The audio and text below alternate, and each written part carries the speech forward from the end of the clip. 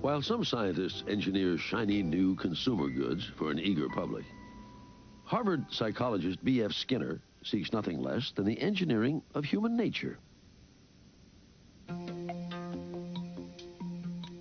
In experiments with subjects as simple as pigeons, Skinner declares that with the right social engineering, we can create a new breed of human being. Skinner is firmly in the behaviorist tradition pioneered by John Watson in the 1920s. Like Watson, Skinner contends that with the right tools, we can predict and control behavior. Skinner really inherited the mantle from Watson of behaviorism in this country. But it's kind of interesting to think about how there's a subtle difference in the way they went about it.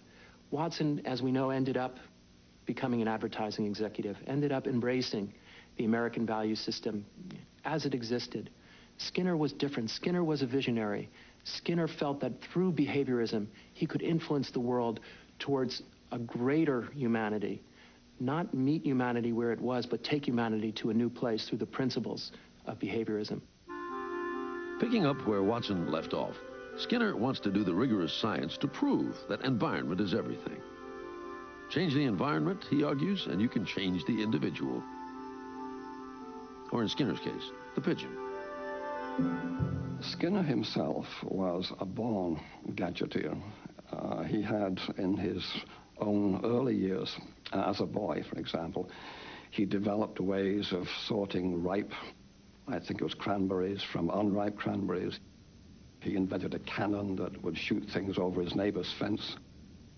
This was the kind of man he was.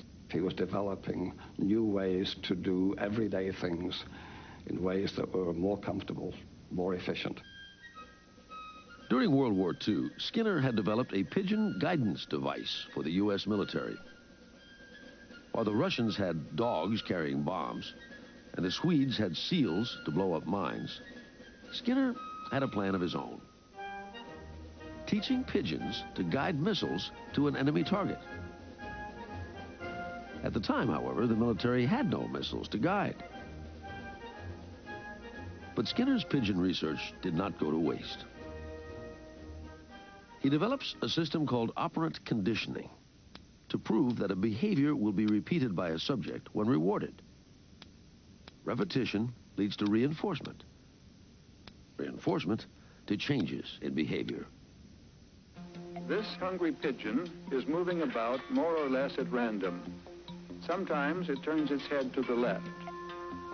When it does, we reinforce that movement by giving the pigeon access to a dish of grain. Skinner then waits for it to turn further.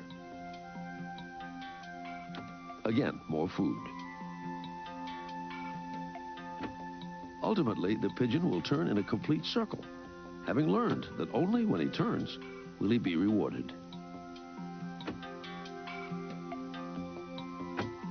What Skinner was able to do in very carefully controlled studies with animal models was they demonstrate that whole chains of behaviors could be built step by step so that literally you could teach a pigeon to do complicated behaviors that no one would have predicted possible.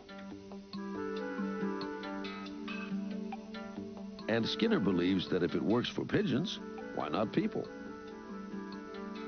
In Skinner's mind, behavior is behavior, up and down the evolutionary scale, and it is all learned. One of the great successes is in education. People are taught to do more complicated tasks than anyone had thought possible by breaking down behavior into small steps and giving positive reinforcement along the way.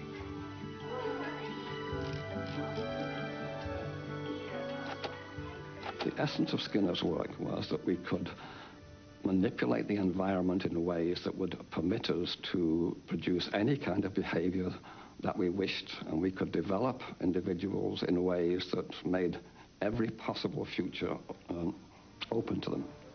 The idea that anything is possible